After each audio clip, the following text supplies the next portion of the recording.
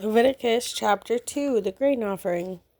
When anyone brings a grain offering to the Lord, their offering is to be of the finest flour. They are to pour olive oil on it, put incense on it, and take it to Aaron's sons, the priests.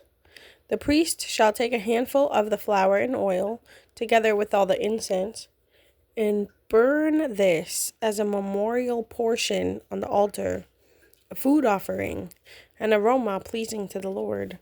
The rest of the grain offering belongs to Aaron and his sons. It is a most holy part of the food offerings presented to the Lord. If you bring a grain offering baked in an oven, it is to consist of the finest flour, either thick loaves made without yeast and with olive oil mixed in, or thin loaves made without yeast and brushed with olive oil.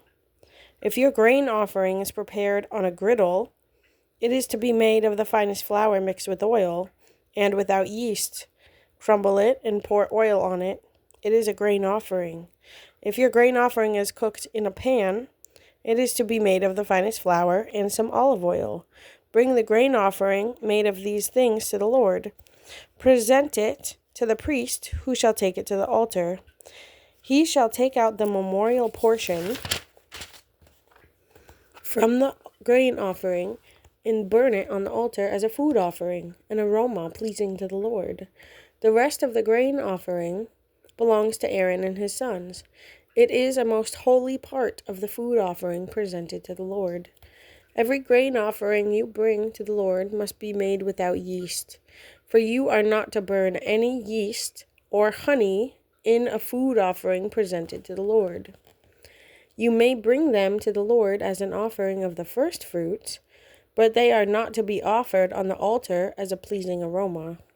Season all your grain offerings with salt. Do not leave the salt of the covenant of your God out of your grain offerings. Add salt to all your offerings. If you bring a grain offering of first fruits to the Lord, offer crushed heads of new grain roasted in the fire.